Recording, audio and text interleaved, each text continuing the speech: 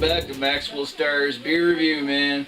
Gonna take a look at the Fogbound Hemp Pale Ale from Big Tide, the little brew pub on the corner of Carmarthen or Canterbury and Princess Street in St. John. They brew this every once in a while. This is one of their, I think, their more regular ones. It's obviously their pale ale, but it's actually brewed with hemp. Far out, dude. Yeah. Oh yeah. No, it's, I imagine they're using the legal kind of cannabis-free hemp, but, you know, God knows. I've heard of people brewing stuff with hemp. Shut up. I've heard of people brewing stuff with hemp before, but I've never actually tried one. Anyhow. So, let's take a look at this thing. Still a little bit of carbonation. Now, they warned me it would probably have not too much carbonation because of it had just gone on tap earlier that day. It takes a while for the brew tank to become fully carbonated once they start injecting CO2. So let's take a look at this thing. Playing Sesame Street in the background. Yeah, I'm not really getting a whole lot of carbonation off of it. I mean, here's a little bit coming off at the end there. Not a lot of head. I'm not gonna hold that against it. I mean, there's still quite a bit in there. So it's got a golden, somewhat coppery yellow kind of color. It looks almost like your standard, like, really light pale ale, like Moosehead, but it's darker. It's actually quite nice looking when you think about it. If it had more carbonation, it'd probably be a lot better. But oh well. Let's give it a sniff here.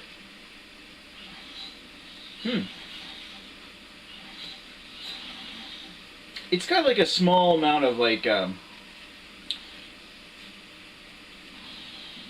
piney or grapefruit citrus hop note in it. But it's also got like this mild buttery diacetyl note. Get out of here. Stupid flies. I said get out of here. Alright, so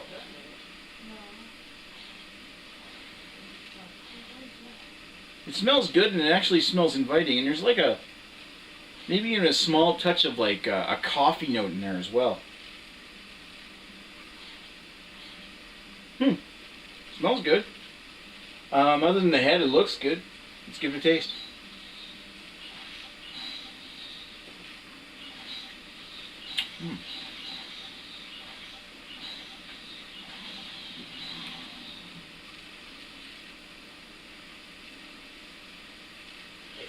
It's got a nice earthy, piney bitterness to the back.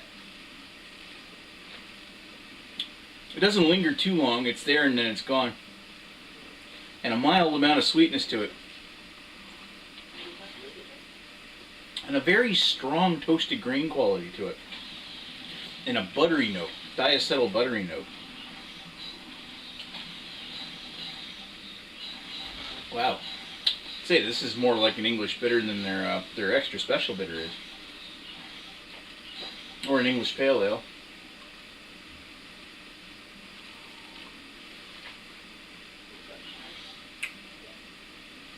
I find it actually quite easy to drink here. It's not like it's got a hugely strong flavor profile, but it's not bad. It's not incredibly complex, but it's definitely easy to drink.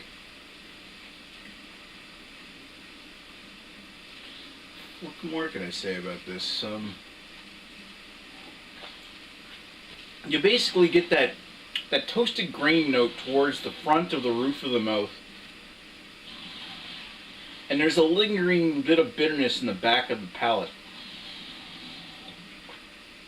Along with a mild amount of pale malt sweetness. I'm not 100% certain what the hemp in this is supposed to taste like. Maybe it's that diacetyl note or that buttery note. Now, even though it's buttery, it's not like buttered toffee.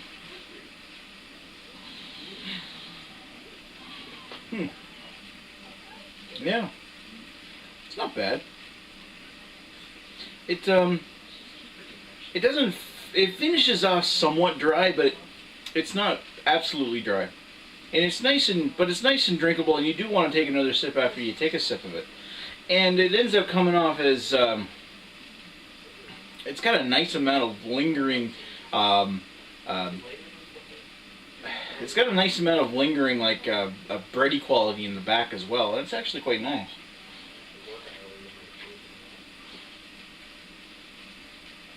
Yeah, and with a nice earthy hop bitterness.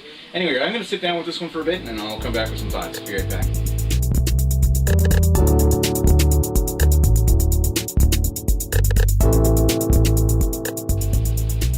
And we're back with Fogbound Hemp Pale Ale. So what did I think of this one? It's almost English pale ale like in its flavors. Perhaps not quite as fruity or quite as much of a sweetness for it, like the typical sweetness profile we get with an English pale ale. But one thing it did have was like a little bit of like a woodsy, nutty flavor in the back, which was kind of a little on the funky side. But I actually looked it up, and that's actually the hemp doing that. That's this little funky taste in the background that you get is the hemp. It's kind of like almost a little like nutty woody.